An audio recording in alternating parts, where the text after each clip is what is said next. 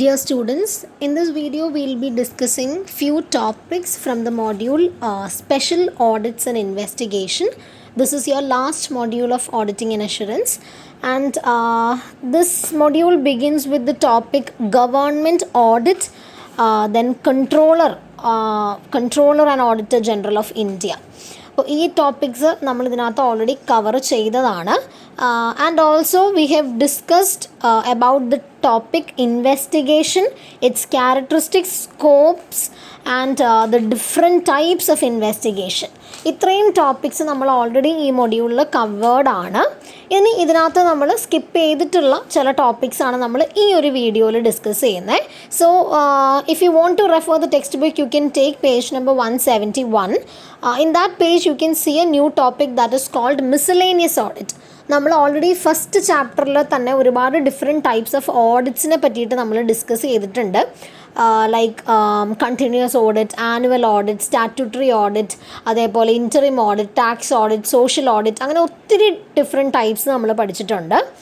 And ഇതിൽ നിന്നൊക്കെ വ്യത്യസ്തമായിട്ട് അതിലൊന്നും പെടാത്ത ചില അഡീഷണൽ ടൈപ്സ് ആണ് നമ്മളിവിടെ ഡിസ്കസ് ചെയ്യുന്നത്. And in your text book you have 4 different types, and ഇതെല്ലാം ഡിഫറെൻറ്റ് ടൈപ്സ് ഓഫ് ഓർഗനൈസേഷൻ ആണ്. ഇപ്പോൾ ഫോർ എക്സാമ്പിൾ നമ്മളൊരു നോർമൽ കമ്പനിയുടെ കേസിൽ വരാവുന്ന ടൈപ്സാണ് നമ്മളിതിന് മുന്നേ പഠിച്ചിട്ടുള്ളത്. ഇവിടെ നമ്മൾ ഡിസ്കസ് ചെയ്യുന്നത് ഒരു ചാരിറ്റബിൾ ഓർഗനൈസേഷൻ ആണെങ്കിൽ അവിടുത്തെ ഓഡിറ്റ്സ് എങ്ങനെയായിരിക്കാം, എഡ്യൂക്കേഷൻ ഇൻസ്റ്റിറ്റ്യൂഷൻ, ഹോസ്പിറ്റൽ, അതേപോലെ ക്ലബ്സ്, ഇത്രയും ഡിഫറെൻറ്റ് ടൈപ്സ് ഓഫ് ഓർഗനൈസേഷൻ്റെ അല്ലെങ്കിൽ ഇത്രയും ഡിഫറെൻറ്റ് ടൈപ്സ് ഓഫ് ബിസിനസ് സെറ്റപ്പിൻ്റെ ഓഡിറ്റ്സിനെ കുറിച്ചാണ് നമ്മളിവിടെ പറയുന്നത്. ആൻഡ് ഫ്രം ദിസ് ഏറ്റവും ഇമ്പോർട്ടൻ്റ് ആയിട്ട് നമ്മൾ അറിഞ്ഞിരിക്കേണ്ടത്, even though you are right now in a college, you are a part of an education institution. അതുകൊണ്ട് തന്നെ നമ്മളിവിടെ ഫോക്കസ് ചെയ്യുന്നതും എഡ്യൂക്കേഷൻ ഇൻസ്റ്റിറ്റ്യൂഷൻസിൻ്റെ ഓഡിറ്റ്സിനെ കുറിച്ചിട്ടാണ്. സോ മിസ്ലേനിയസ് ഓഡിറ്റിൽ നമ്മളിപ്പോൾ നോക്കുന്നത് ഈ ഒരു ടോപ്പിക്കാണ്, audit of educational institutions. So educational institutions എന്ന് പറയുമ്പോൾ it includes school, college, training centres and universities. അപ്പോൾ ഇവിടെ നമ്മൾ കൺസിഡർ ചെയ്യുന്ന കുറച്ച് കാര്യങ്ങളാണ്. നമ്മളൊരു കോളേജിൻ്റെ അല്ലെങ്കിൽ ഒരു എഡ്യൂക്കേഷൻ ഇൻസ്റ്റിറ്റ്യൂഷൻ്റെ ഓഡിറ്റ് നടത്തുമ്പോൾ നമ്മൾ എന്തൊക്കെ കാര്യങ്ങളാണ് ശ്രദ്ധിക്കുന്നത്, എന്തൊക്കെയാണ് അവിടുത്തെ പ്രൊസീജിയേഴ്സ് എന്നുള്ളതാണ് നമ്മൾ പറയുന്നത്. And under this we have divided the entire procedure into 4 subsets. അതിലാദ്യം നമ്മൾ ജനറലായിട്ട് എന്തൊക്കെ കാര്യങ്ങൾ ശ്രദ്ധിക്കണം എന്നാണ് പറയുന്നത്. അതിനകത്ത് ഒന്നാമത്തേത്, it should examine the rules of UGC, government and the universities to which the college is affiliated. ഒരു ഓഡിറ്റർ അല്ലെങ്കിൽ അദ്ദേഹത്തിൻ്റെ ടീം ഇപ്പോൾ ഒരു കോളേജ് ഓഡിറ്റ് ചെയ്യാൻ വരുമ്പോൾ ആ കോളേജ് ഏത് ഗവൺമെൻറ് കോളേജാണോ അല്ലെങ്കിൽ ആ ഗവൺമെൻറ്റിൻ്റെ റൂള് അല്ലെങ്കിൽ ഏത് യൂണിവേഴ്സിറ്റിയിലാണ് അഫിലിയേറ്റ് ചെയ്തിരിക്കുന്നത്, സോ ആ യൂണിവേഴ്സിറ്റി ഇറക്കിയിരിക്കുന്ന rules and overall UGC, union grand കമ്മീഷൻ്റെ റൂൾസ്, ഇത്രയും ബേസിക് ആയിട്ടുള്ള റൂൾസ് പഠിച്ചിട്ട് വേണം എഡ്യൂക്കേഷൻ ഇൻസ്റ്റിറ്റ്യൂഷൻസ് ഓഡിറ്റ് ചെയ്യാനായിട്ട് വരേണ്ടത്. Then it should examine the minutes book. You already know what is minutes book. നമ്മൾ മീറ്റിങ്സും കാര്യങ്ങളൊക്കെ നടത്തുമ്പോൾ അതിൻ്റെ ഡീറ്റെയിൽസ് എല്ലാം കുറിച്ച് വെക്കുന്ന ബുക്സാണ് മിനിറ്റ് ബുക്സ് എന്ന് പറയുന്നത്. അപ്പോൾ ഓരോ എക്സിക്യൂട്ടീവ് ബോഡിയുടെ അല്ലെങ്കിൽ മാനേജിങ് കമ്മിറ്റിയുടെ ഒക്കെ മിനിറ്റ് ബുക്സ് ഉണ്ടാവും. ആ മിനിറ്റ് ബുക്സ് എക്സാമിൻ ചെയ്യണം. അതേപോലെ ഈ കോളേജിൻ്റെ ഇൻറ്റേർണൽ ചെക്ക് സിസ്റ്റം എങ്ങനെയാണെന്ന് ആദ്യമേ അന്വേഷിക്കണം. And finally it should properly verify the income and the expenditure of the education institution. ഇത്രയും കാര്യങ്ങൾ ഏറ്റവും ബേസിക് ആയിട്ടും ജനറൽ ആയിട്ടും ചെക്ക് ചെയ്തിട്ട് വേണം മുന്നോട്ടുള്ള പ്രൊസീജിയേഴ്സ് ഫോളോ ചെയ്യാൻ. സോ ഇനി നമ്മൾ മേജറായിട്ട് പറയുന്നത് ഒരു എഡ്യൂക്കേഷൻ ഇൻസ്റ്റിറ്റ്യൂഷൻ്റെ ഇൻകംസ് ഓഡിറ്റ് ചെയ്യുമ്പോൾ ശ്രദ്ധിക്കേണ്ട കാര്യങ്ങൾ, അതേപോലെ എക്സ്പെൻഡിച്ചർ ഓഡിറ്റ് ചെയ്യുമ്പോൾ ശ്രദ്ധിക്കേണ്ട കാര്യങ്ങൾ, അതിൽ ബേസിക് ആയിട്ടുള്ള കാര്യങ്ങളാണ് നമ്മളിവിടെ പറയുന്നത്. ഒന്ന്, ഇൻകം സൈഡ് എടുത്ത് നോക്കുകയാണെങ്കിൽ it should verify the fees received from students with the register and the receipt book. അതായത് ഫീസ് കിട്ടുമ്പോഴത്തേക്കിനും റെസീപ്റ്റ് ബുക്കും ഉണ്ടാവും, അതേപോലെ തന്നെ സ്റ്റുഡൻസിൻ്റെ രജിസ്റ്ററും ഉണ്ടാവും. ഇത് രണ്ടും ക്രോസ് ചെക്ക് ചെയ്യണം. അതേപോലെ തന്നെ ഈ നമ്മൾ മുൻകൂട്ടി ഇപ്പോൾ ഫെബ്രുവരിയിലെ ഫീസ് ജാനുവരിയിൽ റിസീവ് ചെയ്തിട്ടുണ്ട്, അഡ്വാൻസ് ആയിട്ട് റിസീവ് ചെയ്തിട്ടുള്ള fees, and then received in advance പോലെ തന്നെ ശ്രദ്ധിക്കേണ്ട ഒരു കാര്യമാണ് ഔട്ട്സ്റ്റാൻഡിങ് ഫീസ്. അതായത് ഇനി ആരെങ്കിലും പെൻഡിങ് ആയിട്ട് തരാനുണ്ടോ എന്ന് നോക്കുക. ദെൻ ലബോറട്ടറി ഫീസുകൾ, എക്സാം ഫീസ്, അതായത് ബേസിക് ട്യൂഷൻ ഫീ അല്ലാതെ വരുന്ന അഡീഷണൽ ഫീസുകൾ വെരിഫൈ ചെയ്യണം.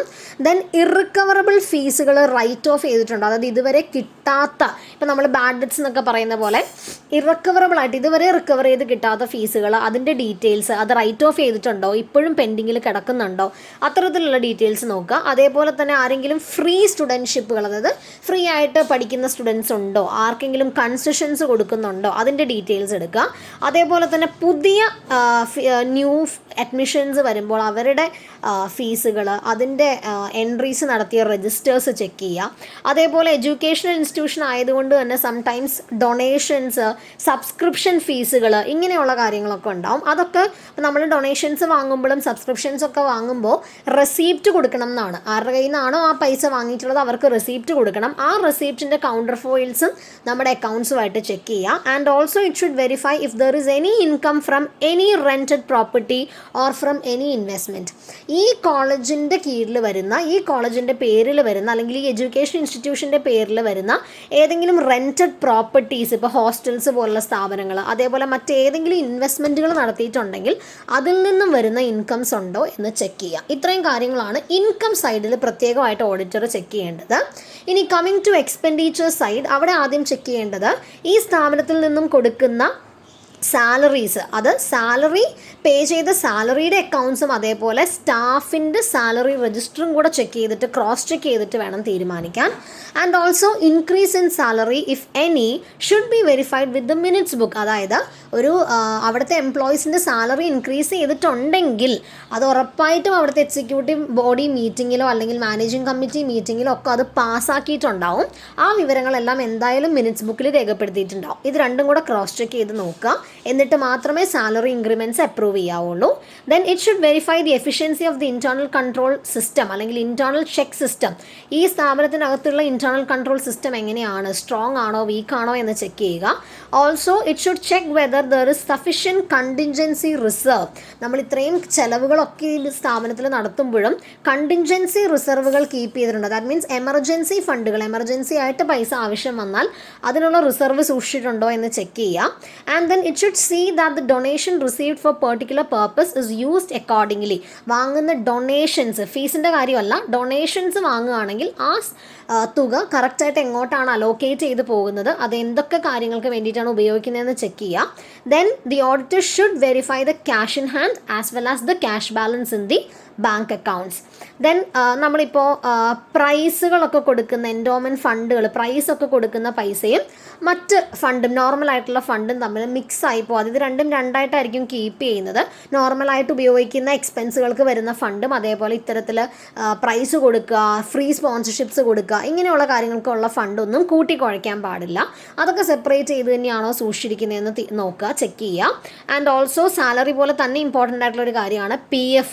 അത് ആ PF ഫണ്ട് എവിടേക്കാണ് ഇൻവെസ്റ്റ് ചെയ്തിരിക്കുന്നത് എന്നുള്ള കാര്യങ്ങൾ ചെക്ക് ചെയ്യുക. ആൻഡ് ഓൾസോ TDS, ടാക്സിൻ്റെ ഡിഡക്ഷൻസ് പ്രോപ്പറായിട്ട് നടക്കുന്നുണ്ടോ എന്നുള്ളതും കൃത്യമായിട്ട് ചെക്ക് ചെയ്തിട്ട് വേണം എക്സ്പെൻഡിച്ചർ സൈഡ് ഓഡിറ്റ് ചെയ്യാനായിട്ട്.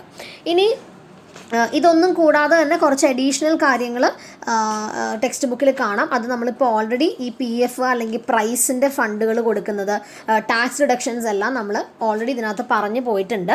ഇത് മിസലേനിയസ് എന്ന് പറയുന്ന ഒരു സെപ്പറേറ്റ് ഹെഡിങ്ങിലായിട്ടാണ് ആ 3 പോയിന്റുകളും പറഞ്ഞിട്ടുള്ളത്. സോ ഇത്രയും കാര്യങ്ങൾ ബേസിക് ആയിട്ട് കെയർഫുള്ളായിട്ട് ആണ് ഇത്തരത്തിലുള്ള എഡ്യൂക്കേഷൻ ഇൻസ്റ്റിറ്റ്യൂഷൻസിൻ്റെ ഓഡിറ്റുകൾ നടത്തേണ്ടത്. അപ്പോൾ ഇത്രയും ഏരിയാസാണ് കെയർ ചെയ്ത് ഓഡിറ്റ് നടത്തേണ്ടതെന്ന് അർത്ഥം. So this is all about the audit procedures of an education institution.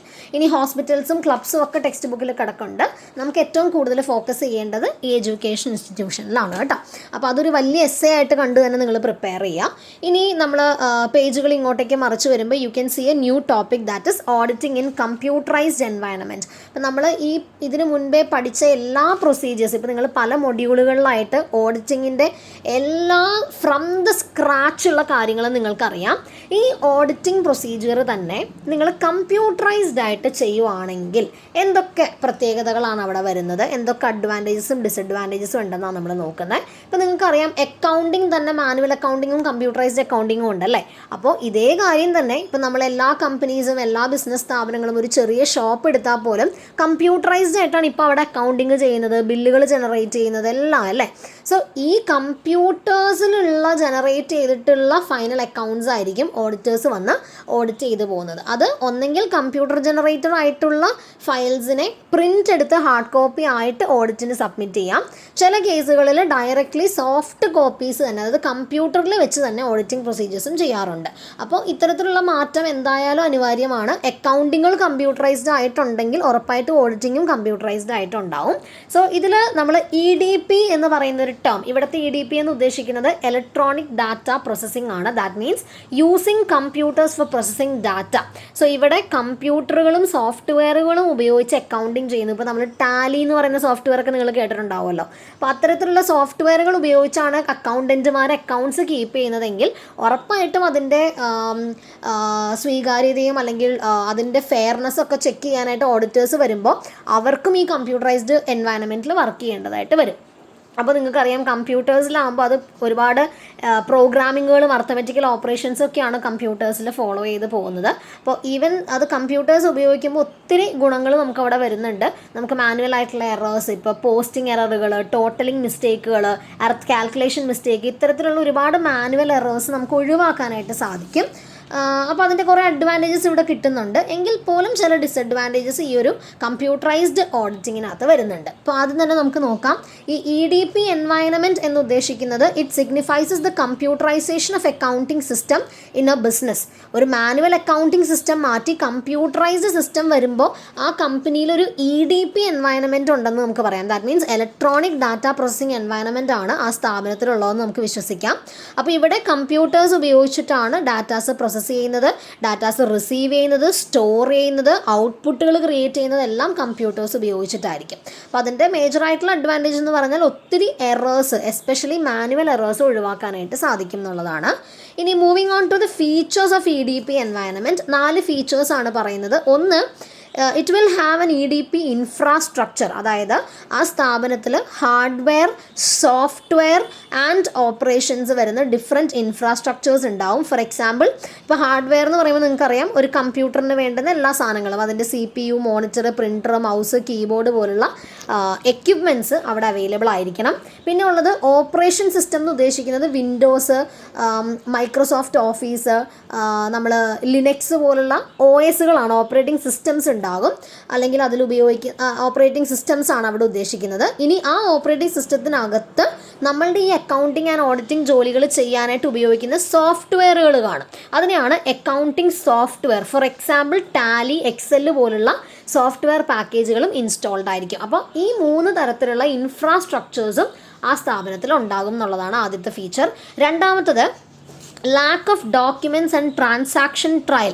ഇവിടെ ഉദ്ദേശിക്കുന്നത് ഈ ഡോക്യുമെൻറ്റ് ആണ്, അതായത് there is A entry of the transaction in the book of accounts. നമുക്കറിയാവുന്ന കാര്യമാണ്. ആദ്യം നമ്മൾ ബുക്ക് ഓഫ് അക്കൗണ്ട്സിൽ എൻട്രി ഇടും, അവിടെ നിന്ന് നമ്മൾ പോസ്റ്റ് ചെയ്യും. ഇങ്ങനെയുള്ള കാര്യങ്ങൾ പല സ്റ്റെപ്പായിട്ടാണ് ചെയ്യുന്നത് അല്ലേ. പല ഡോക്യുമെൻറ്റ് ബുക്സ് നമുക്ക് കീപ്പ് ചെയ്യേണ്ടി വരും, പല രജിസ്റ്റേഴ്സ് കീപ്പ് ചെയ്യേണ്ടി വരും. പക്ഷേ ഇവിടെ അങ്ങനെ ആയിരിക്കില്ല. ഒരൊറ്റ തവണയിൽ തന്നെ നമുക്ക് കാര്യങ്ങളെല്ലാം ഫീഡ് ചെയ്ത് പോകാം. സോ ആ ഡോക്യുമെൻറ്റ്സ് ഒരുപാട് ഉണ്ടാവില്ല എന്നുള്ളൊരു സ്പെഷ്യാലിറ്റി ഇവിടെ വരുന്നുണ്ട്. Then next one is concentration of processing of information in the few hands. ഇതൊരു ഫീച്ചറാണ്. അപ്പോൾ ഇതൊരു നെഗറ്റീവ് ആസ്പെക്റ്റ് ആയിട്ട് നമ്മൾ മനസ്സിലാക്കേണ്ടിയിരിക്കുന്നു. കമ്പ്യൂട്ടേഴ്സ് കൈകാര്യം ചെയ്യുന്ന ആളുകളുടെ കയ്യിലും ഇതിൻ്റെ സോഫ്റ്റ്വെയർസ് കൈകാര്യം ചെയ്യുന്ന ആളുകളുടെ കയ്യിലും മാത്രമായിട്ട് ഇവിടുത്തെ ഇൻഫർമേഷൻസ്, ആ ബിസിനസ്സിൻ്റെ ഇൻഫർമേഷൻസ് സ്റ്റോർ ആവാനുള്ളൊരു ചാൻസ് അതങ്ങനെ ആയിരിക്കും. ഒരു കമ്പ്യൂട്ടറൈസ്ഡ് എൻവയൺമെൻറ്റ് ആണെങ്കിൽ ആ കമ്പ്യൂട്ടേഴ്സ് ഹാൻഡിൽ ചെയ്യുന്നവരുടെ കയ്യിൽ മാത്രം അതിൻ്റെ ഡാറ്റാസ് ഉണ്ടാവുള്ളൂ. അതിന് പോസിറ്റീവും നെഗറ്റീവും ആയിട്ടുള്ള വശങ്ങളുണ്ട്. കോൺഫിഡൻഷ്യാലിറ്റി മെയിൻറ്റെയിൻ ചെയ്യാം എന്നുള്ളൊരു പോസിറ്റീവ് സൈഡുണ്ട്. അതേപോലെ ഈ പറഞ്ഞതുമാതിരി വളരെ കുറച്ച് ആളുകളുടെ കയ്യിൽ മാത്രം പവർ വരുന്ന ഒരു നെഗറ്റീവ് ആസ്പെക്റ്റും കൂടി അതിനകത്ത് വരുന്നുണ്ട്. ഇനി last one is possibility of errors ആണ്. അപ്പോൾ ഇവിടെ ഉദ്ദേശിക്കുന്നത് ഹ്യൂമൻ എറേഴ്സ്, കാൽക്കുലേഷൻ മിസ്റ്റേക്കുകൾ പോലുള്ള, അല്ലെങ്കിൽ ടോട്ടലിംഗ് മിസ്റ്റേക്കുകൾ, അതേപോലെ പോസ്റ്റിംഗ് എറർ പോലുള്ള ഹ്യൂമൻ എറേഴ്സ്, മാനുവൽ ആയിട്ടുള്ള എറേഴ്സ് നമുക്ക് ഒത്തിരി കുറയ്ക്കാനായിട്ട് സാധിക്കും. പക്ഷെ അറ്റ് ദ സെയിം ടൈം പ്രോഗ്രാമിങ്ങുകളിൽ വരുന്ന, സോഫ്റ്റ്വെയറിൻ്റെ പിന്നിലുള്ള ബാക്ക് എൻഡ് പ്രോഗ്രാമുകളിൽ വരുന്ന ഒരുപാട് നെഗറ്റീവ്സ് അല്ലെങ്കിൽ എറേഴ്സ് ഇവിടെ സാധ്യതയുണ്ട്. അപ്പോൾ അവിടെയും പോസിറ്റീവ് ആൻഡ് നെഗറ്റീവ് ആയിട്ടുള്ളൊരു ഫീച്ചറായിട്ടേ നമുക്കതിനെ കാണാൻ പറ്റുള്ളൂ. ഓക്കെ, ഇനി നമ്മളൊരു ബിസിനസ്സിൻ്റെ EDP എൻവയൺമെൻറ്റിനെ 2ആയിട്ട് ഡിവൈഡ് ചെയ്തിട്ടുണ്ട്. ഒന്ന് ഓഡിറ്റിംഗ് എറൗണ്ട് ദ കമ്പ്യൂട്ടറും, 2 ഓഡിറ്റിംഗ് ത്രൂ ദ കമ്പ്യൂട്ടറുമാണ്. Auditing around the computer, it is also known as black box approach. That means ഇവിടെ സിമ്പിൾ ആയിട്ട് പറഞ്ഞാൽ ഓഡിറ്റിംഗ് അറൗണ്ട് ദ കമ്പ്യൂട്ടേഴ്സ് എന്ന് പറയുന്നത് അക്കൗണ്ട്സ് കീപ്പ് ചെയ്തിരിക്കുന്നത്, ഡാറ്റ സ്റ്റോർ ചെയ്തിരിക്കുന്നത്, അതിൽ നിന്ന് ഇൻഫർമേഷൻസ് പ്രോസസ്സ് ചെയ്തിരിക്കുന്നത് എല്ലാം കമ്പ്യൂട്ടറിലൂടെയാണ്, മാനുവലി അല്ല. എന്നിട്ട് അതിൻ്റെ പ്രിൻ്റ് ഔട്ട്സ് ജനറേറ്റ് ചെയ്തിട്ടാണ് ഓഡിറ്റിങ്ങിന് വെക്കുന്നത്. ആ പ്രോസസ്സിനെ വിളിക്കുന്ന പേരാണ്, അല്ലെങ്കിൽ ആ ടൈപ്പ് ഓഫ് എൻവയൺമെൻറ്റിനെ വിളിക്കുന്ന പേരാണ് ഓഡിറ്റിംഗ് അറൗണ്ട് ദ കമ്പ്യൂട്ടർ അല്ലെങ്കിൽ EDP എൻവയൺമെൻറ്റ്. അപ്പോൾ ഇവിടെ ഇത് ലെസ് എക്സ്പെൻസീവ് ആണ്. ഇവിടെ കമ്പ്യൂട്ടർ നോളജ് അധികം ഇല്ലാത്തൊരു ഓഡിറ്റർക്കും ഓഡിറ്റിംഗ് ചെയ്യാൻ പറ്റും. കാരണം എന്താ, കമ്പ്യൂട്ടറിൽ അയാൾക്ക് വർക്ക് ചെയ്യേണ്ട ആവശ്യമില്ല, അയാൾ പ്രിൻ്റ് ഔട്ട്സിലാണ് വർക്ക് ചെയ്യുന്നത്. അതുകൊണ്ട് തന്നെ നമുക്ക് കമ്പ്യൂട്ടർ നോളജ് വേണം എന്നുള്ളൊരു ആവശ്യം വരുന്നില്ല. പക്ഷേ ഇതിൻ്റെ ഡിസഡ്വാൻറ്റേജ് എന്ന് പറയുന്നത് കമ്പ്യൂട്ടറിൻ്റെ സഹായം ഇല്ലാത്തത് കൊണ്ട് തന്നെ സാധാരണ ഒരു മാനുവൽ ഓഡിറ്റിംഗ് ചെയ്യുന്ന അതേ സമയം ടൈം എടുക്കും. അതേപോലെ ഇവിടെ ലാർജ് ഡാറ്റാസ് വരുമ്പോൾ അത് ഡിഫിക്കൽട്ട് ആണ് അത് എക്സാമിൻ ചെയ്യാനായിട്ട്. അതേപോലെ തന്നെ ഇവിടെ സോഫ്റ്റ്വെയറിൻ്റെ യൂസേജ് ഇവിടെ ഒഴിവാക്കുകയാണ്. സോഫ്റ്റ്വെയർസ് യൂസ് ചെയ്തിരുന്നെങ്കിൽ കുറച്ചും കൂടെ സ്പീഡായിട്ടും ബെറ്റർ ആയിട്ടും ഒക്കെ ചെയ്യാമായിരുന്നു. ആ ഒരു രീതി ഇവിടെ വരുന്നില്ല. ഇവിടെ സോഫ്റ്റ്വെയർസ് ഉപയോഗിച്ച് പ്രിപ്പയർ ചെയ്ത ഫൈനൽ അക്കൗണ്ട്സിൻ്റെ പ്രിൻ്റ് ഔട്ട് എടുത്തിട്ടാണ് ഓഡിറ്റ് ചെയ്യുന്നത്. അപ്പോൾ ഓഡിറ്ററും കമ്പ്യൂട്ടറും തമ്മിൽ കണക്ഷൻ ഒന്നും വരുന്നില്ല എന്നുള്ളതാണ്. So this is black box approach അല്ലെങ്കിൽ ഓഡിറ്റിംഗ് അറൗണ്ട് ദ കമ്പ്യൂട്ടർ. ഇനി അതേസമയം ഓഡിറ്റിംഗ് ത്രൂ ദ കമ്പ്യൂട്ടർ ഉണ്ട്. അത് ആ പേരിലുള്ള പോലെ തന്നെ ഇത് കമ്പ്യൂട്ടറിലൂടെയാണ്, സോഫ്റ്റ്വെയർസിൻ്റെ സഹായത്തോടു കൂടിയാണ് ഓഡിറ്റർ ഇവിടെ ഓഡിറ്റിംഗ് ചെയ്യുന്നത്. This is also known as white box approach കേട്ടോ. ബ്ലാക്ക് ബോക്സ് അപ്രോച്ച് ആയിരുന്നു നമ്മൾ ആദ്യം പഠിച്ചത്. And this one is known as white box approach. അപ്പോൾ ഇതിനകത്ത് ധാരാളമായിട്ട് കമ്പ്യൂട്ടർ യൂസ് ചെയ്യുന്നുണ്ട്. ഓഡിറ്റർ ഓഡിറ്റിങ്ങിൻ്റെ എല്ലാ ജോലികളും കമ്പ്യൂട്ടറിലൂടെ തന്നെയാണ് ചെയ്യുന്നത്. അപ്പോൾ ഓഡിറ്റർക്കും കമ്പ്യൂട്ടർ നോളജ് ഉണ്ടായിരിക്കണം എന്നുള്ളൊരു ആവശ്യം അവിടെ ഇമ്പോർട്ടൻ്റ് ആണ്. ആൻഡ് ഇതിനകത്ത് വരുന്ന ഇതിൻ്റെ അഡ്വാൻറ്റേജസ് എന്ന് പറയുന്നത് ഈ ഓഡിറ്റർക്ക് വളരെ എഫക്റ്റീവായിട്ട് തൻ്റെ ജോലികൾ ചെയ്യാനായിട്ട് സാധിക്കും. ടെസ്റ്റിങ്ങും റിവ്യൂസും ഒക്കെ കമ്പ്യൂട്ടറിലൂടെ തന്നെ വളരെ എളുപ്പമായിട്ട് ചെയ്യാൻ പറ്റും. അതേപോലെ തന്നെ ഇതിൻ്റെ ഇൻപുട്ട്സ് എടുക്കുന്നത്, പ്രോസസ്സിങ് ചെയ്യുന്നത്, ഔട്ട്പുട്ട് എടുക്കുന്നത്, അങ്ങനെ എല്ലാ ഫേസുകളും ക്വിക്കായിട്ട് ചെയ്യാൻ പറ്റും എന്നുള്ളൊരു അഡ്വാൻറ്റേജ് ഉണ്ട്. And at the same time sufficient ആയിട്ടുള്ള കമ്പ്യൂട്ടർ നോളജ് ഉള്ളത് കൊണ്ട് തന്നെ ഇദ്ദേഹത്തിന് ഇത് വളരെ ഭംഗിയായിട്ട് ചെയ്യാൻ പറ്റും എന്നുള്ളതാണ് പറയുന്നത്. അപ്പോൾ അവിടെ ഒരു ആ ഒറ്റ പോയിന്റ് തന്നെ ഒരു ഡിസഡ്വാൻറ്റേജും കൂടെ വരുന്നുണ്ട്. കമ്പ്യൂട്ടർ നോളജ് ഇല്ലാത്ത ഓഡിറ്റർക്ക് it will find it very difficult to do the auditing through the computer approach. Okay, so ഈ മൊത്തത്തിൽ EDP എൻവയൺമെൻറ്റ് ഉപയോഗിക്കുമ്പോൾ അല്ലെങ്കിൽ ഓഡിറ്റിങ്ങിൽ അത്തരത്തിലുള്ള എൻവയൺമെൻറ്റിലൂടെ ഓഡിറ്റിംഗ് ചെയ്യുമ്പോൾ എന്തൊക്കെ ഡിസഡ്വാൻറ്റേജസ് ആണ് വരാൻ ചാൻസ് ഉള്ളതെന്നുള്ളതാണ്. ഒന്ന്, there is no scope for evaluating the internal control system if the auditor chooses auditing around the computer approach. That means ഈ പ്രിൻ്റ് ഔട്ടുകൾ വെച്ച് ചെയ്യുന്ന രീതിയാണെങ്കിൽ ആ ബിസിനസ്സിൻ്റെ അകത്തുള്ള ഇൻറ്റേർണൽ കൺട്രോൾ സിസ്റ്റം ഇവാലുവേറ്റ് ചെയ്യാനായിട്ടുള്ള സ്കോപ്പ് ഇല്ല. കാരണം ഈ കമ്പ്യൂട്ടറിൻ്റെ സോഫ്റ്റ്വെയർ സൈഡിൽ, ബാക്ക് എൻഡ് സൈഡിൽ പല മാനിപ്പുലേഷൻസും വരാനുള്ള ചാൻസ് ഉണ്ട്. അത് ചെക്ക് ചെയ്യണം എന്നുണ്ടെങ്കിൽ ഓഡിറ്റിംഗ് ത്രൂ ദ കമ്പ്യൂട്ടർ ചെയ്താൽ മാത്രമേ പറ്റുള്ളൂ. ഓഡിറ്റിംഗ് അറൗണ്ട് ദ കമ്പ്യൂട്ടർ ചെയ്യുമ്പോൾ ഇതിൻ്റെ ഇൻറ്റേർണൽ കൺട്രോൾ സിസ്റ്റം എത്ര സ്ട്രോങ് ആണെന്നുള്ളത് മനസ്സിലാക്കാൻ ഓഡിറ്റർക്ക് സാധിക്കില്ല. അതൊരു ഡിസഡ്വാൻറ്റേജ് ആണ്. രണ്ട്, ഈ കമ്പ്യൂട്ടറും സ്പെഷ്യലൈസ്ഡ് സ്കില്ലും എല്ലാം വളരെ എക്സ്റ്റെൻസീവായിട്ട് ഉപയോഗിക്കുന്നുള്ളത് കൊണ്ട് തന്നെ ഈ ഓഡിറ്റിംഗ് ത്രൂ ദ കമ്പ്യൂട്ടർ ചെയ്യണം എന്നുണ്ടെങ്കിൽ the auditor should have thorough knowledge about computers and softwares. അത് ഉപയോഗിക്കാനുള്ള ടെക്നിക്കൽ നോളജും കൂടി അദ്ദേഹത്തിന് ആവശ്യമാണ്. പിന്നെ ഉള്ളത് alterations and overwriting can be easily detected in manual accounting, but in the computerised accounting it is very difficult. ഇപ്പോൾ നമുക്കൊരു അക്കൗണ്ടിങ് രജിസ്റ്ററിലോ, ഒരു രജിസ്റ്റർ ബുക്കിലോ, ജേർണൽ ബുക്കിലോ, ലെഡ്ജറിലോ ഒക്കെ ഒരു ഓവർ റൈറ്റിങ്ങോ അല്ലെങ്കിൽ എന്തെങ്കിലും ഒരു തിരുത്തലോ വെട്ടലോ കുത്തലോ ഒക്കെ കണ്ടു കഴിഞ്ഞാൽ നമുക്ക് എളുപ്പം മനസ്സിലാക്കാൻ പറ്റും. പക്ഷേ കമ്പ്യൂട്ടർ ജനറേറ്റഡ് ആയിട്ടുള്ള ഔട്ട്പുട്ട്സിലും പ്രിൻ്റ് ഔട്ട്സിലും ഒക്കെ തിരുത്തലുകൾ കണ്ടെത്തുക എന്ന് പറയുന്നത് ഇമ്പോസിബിൾ ആണ്. അതൊരു ഡിസഡ്വാൻറ്റേജ് ആണ്. അതുപോലെ നേരത്തെ ഞാൻ പറഞ്ഞതുപോലെ ഈ പ്രോഗ്രാമിങ്ങുകളിൽ സോഫ്റ്റ്വെയറിൻ്റെ ബാക്ക് എൻഡിൽ തന്നെ മാനിപ്പുലേഷൻസ് വരാനുള്ള ചാൻസ് ഉണ്ട്.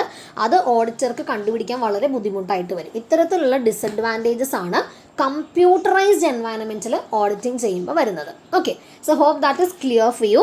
ആൻഡ് ഇതും ഒരു essay ക്വസ്റ്റ്യൻ എക്സ്പെക്റ്റ് ചെയ്യാവുന്ന ഏരിയ ആണ് EDP എൻവയൺമെൻറ്റിൽ നടക്കുന്ന ഓഡിറ്റിംഗ് എന്ന് പറയുന്നത്. Okay, so moving on to the last topic, that is investigation. This topic has been already discussed with you. നമ്മൾ ഓൺലൈൻ ക്ലാസ്സിൽ ക്ലിയർ ആയിട്ട് ഡിസ്കസ് ചെയ്ത ടോപ്പിക്കാണ് investigation, and you have already prepared it for the second internals also. And സിമ്പിളായിട്ട് പറഞ്ഞാൽ investigation എന്ന് പറയുന്നത് അക്കൗണ്ട്സും റെക്കോർഡ്സും ഒക്കെ ചെക്ക് ചെയ്യുക തന്നെയാണ്, പക്ഷേ it is done for A special purpose. ഒരു പ്രത്യേക പർപ്പസിന് വേണ്ടി മാത്രം ചെയ്യുകയാണ്. ഈ അക്കൗണ്ട്സ് ബുക്ക് വെരിഫൈ ചെയ്യുവാണെങ്കിൽ അതിന് ഇൻവെസ്റ്റിഗേഷൻ എന്നാണ് വിളിക്കാറ്.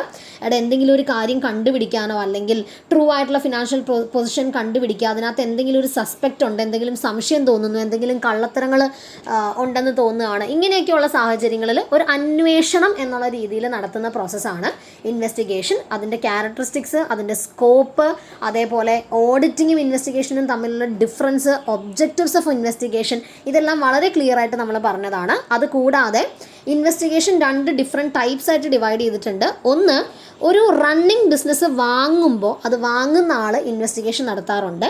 അങ്ങനെയുള്ള സാഹചര്യത്തിൽ ആ ഇൻവെസ്റ്റിഗേഷൻ്റെ പ്രോസസ്സ് എന്താണ്. അതേപോലെ ഒരു കള്ളത്തരം, ഒരു ഫ്രോഡോ എററോ സംശയിച്ചതിന് ശേഷം ഇൻവെസ്റ്റിഗേഷൻ നടത്തുകയാണെങ്കിൽ അവിടെയും വരുന്ന പ്രൊസീജിയേഴ്സ് തമ്മിൽ ഡിഫറെൻ്റ് ആണ്. ഇത് രണ്ടും നമ്മളൊരു വലിയ എസ്സേ ആയിട്ട് ഡിസ്കസ് ചെയ്തതാണ്. Then the last one is investigation report. As similar to an auditing. ഒരു ഓഡിറ്റിങ്ങിൽ ഓഡിറ്റർ അവസാനം ഒരു ഓഡിറ്റ് റിപ്പോർട്ട് സബ്മിറ്റ് ചെയ്തിട്ടാണ് പോകുന്നത്. ഇതേപോലെ തന്നെ ഇൻവെസ്റ്റിഗേഷൻ നടത്തുമ്പോൾ ഇൻവെസ്റ്റിഗേറ്റിംഗ് ഓഫീസർ അല്ലെങ്കിൽ ഇൻവെസ്റ്റിഗേഷൻ നടത്തുന്ന ഓഡിറ്റർ ഒരു ഇൻവെസ്റ്റിഗേഷൻ റിപ്പോർട്ട് സബ്മിറ്റ് ചെയ്തിട്ടാണ് പോവാറ്. And this will be A complete findings which is presented in the form of A report. ആ ഇൻവെസ്റ്റിഗേഷൻ നടത്തി അയാൾക്ക് കിട്ടിയ ഫൈൻഡിങ്സ് എല്ലാം ഒരു റിപ്പോർട്ട് രൂപത്തിൽ സബ്മിറ്റ് ചെയ്യുന്നതിനെയാണ് ഇൻവെസ്റ്റിഗേഷൻ റിപ്പോർട്ട് എന്ന് പറയുന്നത്. And this report will be very confidential. It will be made available only to the client who has appointed the investigation officer. ആരാണോ ഇൻവെസ്റ്റിഗേറ്ററെ അപ്പോയിൻറ്റ് ചെയ്യുന്നത് അദ്ദേഹത്തിന് മാത്രമായിരിക്കും ഈ റിപ്പോർട്ട് സബ്മിറ്റ് ചെയ്യപ്പെടുന്നത്. ആൻഡ് ഇത് വളരെ സിമ്പിൾ ആൻഡ് ബ്രീഫ് മാനറിൽ വേണം ഇൻവെസ്റ്റിഗേഷൻ റിപ്പോർട്ട് പ്രിപ്പയർ ചെയ്യാൻ. എന്നിരുന്നാൽ മാത്രമേ അതിൻ്റെ ഡാറ്റാസ് എല്ലാം വളരെ പ്രിസൈസ് ആയിട്ട് ഇത് ക്ലയൻറ്റിന് മനസ്സിലാവുള്ളൂ. അപ്പോൾ അവിടെ ഇൻവെസ്റ്റിഗേഷൻ റിപ്പോർട്ട് പ്രിപ്പയർ ചെയ്യുമ്പോൾ അദ്ദേഹം ശ്രദ്ധിക്കേണ്ട കാര്യങ്ങളെന്ന് പറഞ്ഞാൽ, ഒന്ന്, ഇദ്ദേഹത്തിൻ്റെ ഫൈൻഡിങ്സ് എല്ലാം വളരെ സ്പെസിഫിക് ആയിട്ട് അതിനകത്ത് പ്രസൻറ്റ് ചെയ്തിട്ടുണ്ടാവണം. And it should be submitted only to the client who has appointed the investigating officer. അതേപോലെ it should be prepared in a simple, descriptive and also a brief manner. And finally it should be submitted without much delay. അധികം delay ഇല്ലാതെ തന്നെ, അതായത് investigation കഴിഞ്ഞാൽ ഉടനെ തന്നെ immediately investigation report submit ചെയ്യാൻ പറ്റണം. ആൻഡ് ഇതിനകത്ത് ഇൻവെസ്റ്റിഗേഷൻ റിപ്പോർട്ട് സബ്മിറ്റ് ചെയ്യുമ്പോൾ അല്ലെങ്കിൽ പ്രിപ്പയർ ചെയ്യുന്ന സമയത്ത് മേജറായിട്ട് 6 കോമ്പണൻസ് ആണ് അതിനകത്ത് വേണ്ടത്. ഒന്ന്, ഇൻവെസ്റ്റിഗേഷൻ നടത്തുന്നതിൻ്റെ ഒബ്ജക്റ്റീവ്. എന്തിനു വേണ്ടിയിട്ടാണ് താങ്കൾ ഈ ഇൻവെസ്റ്റിഗേഷൻ നടത്തിയത് എന്നുള്ള ഒബ്ജക്റ്റീവ്. ഈ ഇൻവെസ്റ്റിഗേഷൻ നടത്തുമ്പോൾ ഏതൊക്കെ ഏരിയാസ് കവർ ചെയ്യണം, ഇതിൻ്റെ സ്കോപ്പ് എവിടേക്കായിരുന്നു. ദെൻ ഈ ബിസിനസ്, ഇപ്പോൾ ഏത് ബിസിനസ്സിനെ കുറിച്ചാണോ ഇൻവെസ്റ്റിഗേഷൻ നടത്തിയത് ആ ബിസിനസ്സിൻ്റെ ഒരു ബ്രീഫ് ഹിസ്റ്ററി. ദെൻ ഇൻവെസ്റ്റിഗേഷൻ നടത്തിയതിന് ശേഷം അദ്ദേഹത്തിന് കിട്ടിയ ഫൈൻഡിങ്സ് ഇതിനകത്ത് അറിയിക്കണം. പക്ഷേ ഈ ഫൈൻഡിങ്സ് വെറുതെ എഴുതി വെച്ചുകൊണ്ട് കാര്യമില്ല. ഈ ഫൈൻഡിങ്സിനെ സപ്പോർട്ട് ചെയ്യുന്ന ഡോക്യുമെൻസും കൂടെ ഇതിൻ്റെ കൂടെ അറ്റാച്ച് ചെയ്തിട്ടുണ്ടാവണം. ആൻഡ് ഫൈനലി ഈ ഇൻവെസ്റ്റിഗേറ്റർക്ക് ഈ ഫൈൻഡിങ്സിൽ നിന്നും കിട്ടിയ സജഷൻസോ റെക്കമെൻഡേഷൻസോ എന്തെങ്കിലും നോട്ട് ചെയ്യാനുണ്ടെങ്കിൽ അതും കൂടെ ഉൾപ്പെടുത്തിയിട്ട് വേണം ഇൻവെസ്റ്റിഗേഷൻ റിപ്പോർട്ടും സബ്മിറ്റ് ചെയ്യാനായിട്ട്. സോ ബൈ ദിസ് നമ്മൾ ഈ മൊഡ്യൂള് വൈൻഡപ്പ് ചെയ്യുകയാണ്. സോ ഇതിനകത്ത് ഇമ്പോർട്ടൻ്റ് ആയിട്ടുള്ള ഏരിയ ആണ് ടൈപ്സ് ഓഫ് ഇൻവെസ്റ്റിഗേഷൻ, അതേപോലെ ഈ പറയുന്ന EDP എൻവയൺമെൻറ്റ്, ദെൻ എഡ്യൂക്കേഷൻ ഇൻസ്റ്റിറ്റ്യൂഷൻ്റെ ഓഡിറ്റ് പ്രൊസീജിയേഴ്സ്, ദെൻ ആദ്യം നമ്മൾ കവർ ചെയ്ത ഗവൺമെൻറ് ഓഡിറ്റും കൺട്രോളർ ആൻഡ് ഓഡിറ്റർ ജനറൽ. ഇത്രയും ഏരിയാസ് വളരെ ഇമ്പോർട്ടൻ്റ് ആയിട്ട് നിങ്ങൾ ശ്രദ്ധിക്കേണ്ട ടോപ്പിക്സ് ആണ്. So hope it is clear for you. So thank you for listening.